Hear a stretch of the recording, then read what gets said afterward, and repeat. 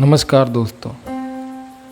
एक साधारण मनुष्य को किस प्रकार लोगों द्वारा ईश्वर बना दिया जाता है और धर्म का विकास कैसे होता रहा है, इस विषय में बर्ट्रैंड रसेल ने सैमुअल बटलर की किताब एरेवन में एक रोचक कथा दी है।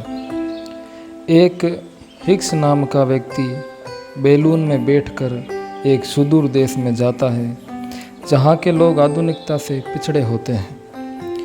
कुछ समय वे वहीं रहता है और फिर वे अपने बैलून में बैठकर उड़ के चला जाता है। 20 साल बाद वे उस देश में फिर से लौटता है और वो देखता है कि वहाँ पर एक नया धर्म प्रारंभ हो गया है जिसमें सूर्य पुत्र के रूप में उस व्यक्ति को पूजा जा रहा होता है और वहाँ मान्यता होती है कि वह व्यक्ति सूर्य पुत्र स्वर्ग में चला गया है। उसे पता चला कि अब स्वर्गारोहण का उत्सव भी मनाया जाने वाला है।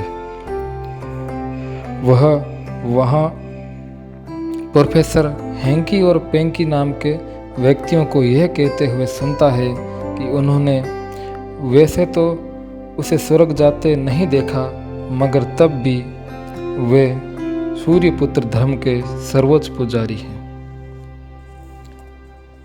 हिक्स बहुत क्रोधित हुआ और उनके पास गया और बोला, मैं इस सारे ढोंग को हटाने जा रहा हूँ और मैं उन्हें बताऊँगा कि वह सूर्यपुत्र नहीं बल्कि मैं ही था जो बैलून में बैठकर आकाश में उड़ गया था।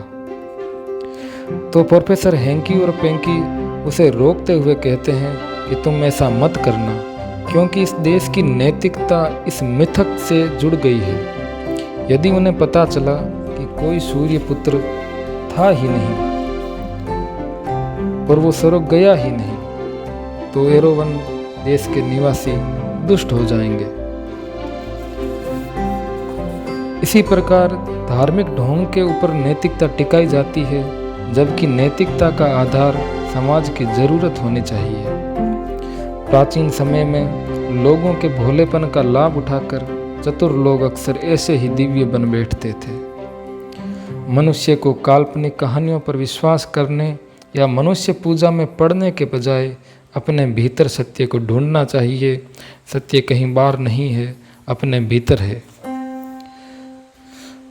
संत कबीर ने कहा है, जिन खोजा तिन पाइया, गहरे पानी पेठ, मैं बोरी ढूंढत रही रही किनारे बैठ। जिस भी व्यक्ति ने सत्य को ढूंढा है तो उसने सच्चाई के लिए बहुत गहरे में जाकर के ढूंढा है।